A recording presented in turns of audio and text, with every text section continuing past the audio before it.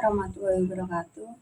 Perkenalkan, nama saya Renita Amelia, NPM 202143502321, ingin mempresentasikan tentang etika bisnis dalam wirausaha. Pengertian etika. Etika adalah studi tentang prinsip-prinsip moral, nilai-nilai dan norma-norma yang mengatur perilaku dan tindakan individu serta masyarakat. Ini mencakup pertimbangan tentang apa yang benar dan salah, baik dan buruk, serta bagaimana orang seharusnya bertindak dalam berbagai situasi. Etika membantu membentuk pandangan tentang moralitas dan membimbing orang dalam membuat keputusan yang tepat, baik dalam aspek pribadi maupun sosial. Etika produk.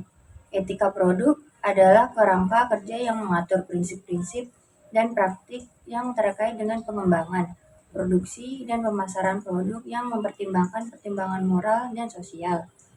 Berikut adalah beberapa prinsip etika produk dan penjelasannya. Yang pertama, keamanan produk.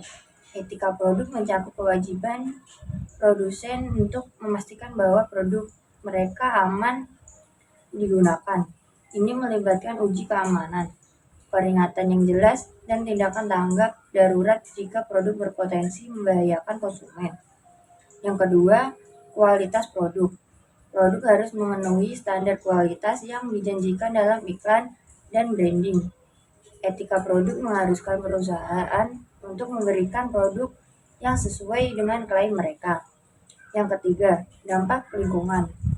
Produsen harus mempertimbangkan dampak ekologis produk mereka, termasuk pemilihan bahan baku yang berkelanjutan, pengelolaan limbah, dan upaya untuk mengurangi jejak lingkungan. Yang keempat, perlakuan terhadap pekerja. Etika produk juga mencakup perlakuan adil terhadap pekerja yang terlibat dalam produksi. Ini termasuk membayar upah yang layak, kondisi kerja yang aman, dan hak-hak pekerja yang dihormati. Yang kelima, kejujuran.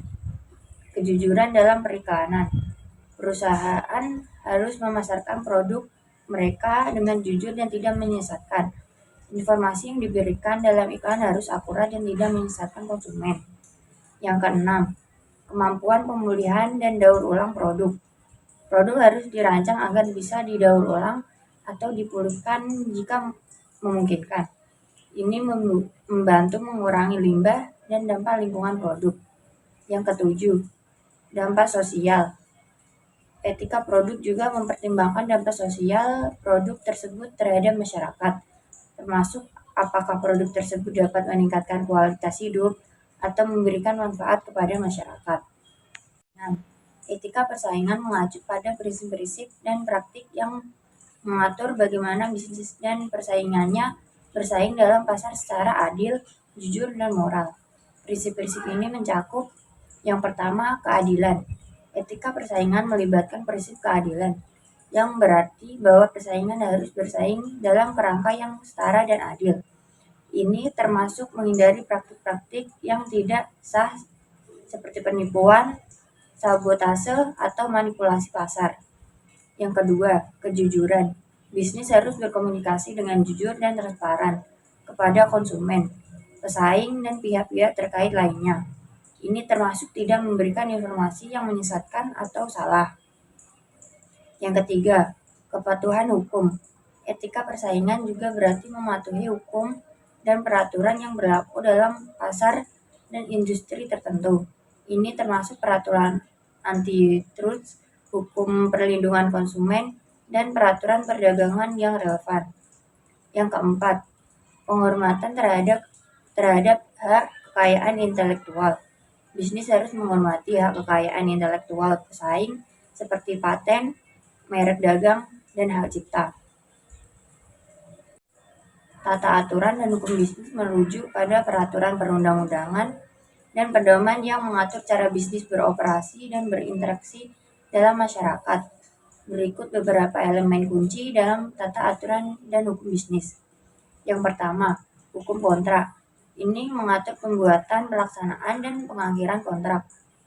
Ini mencakup persyaratan legalitas kontrak, memenuhi kewajiban, serta cara menyelesaikan konflik dan pelanggaran kontrak. Yang kedua, hukum perusahaan. Ini melibatkan pembentukan operasi dan likuidasi perusahaan. Ini mencakup hukum perusahaan, hak dan tanggung jawab pemegang saham, dan peraturan perusahaan. Yang ketiga, hukum perlindungan konsumen. Ini melindungi hak konsumen, termasuk pemberian informasi yang jujur dan jelas, praktik iklan yang adil, dan produk yang aman. Yang keempat, hukum lingkungan. Ini mengatur dampak bisnis terhadap lingkungan, termasuk perizinan, pemantauan, dan sanksi terkait. Yang kelima, ketentuan kerja.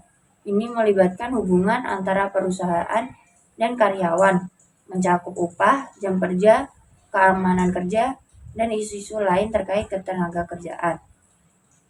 Yang keenam, hukum paten, merek dagang, dan hak cipta. Ini melindungi hak kekayaan intelektual bisnis, termasuk paten atas inovasi, merek dagang atas merek, dan hak cipta atas karya intelektual. Yang ketujuh, hukum perpajakan. Ini mengatur kewajiban perpajakan bisnis seperti perhitungan pajak, pelaporan, dan insentif perpajakan.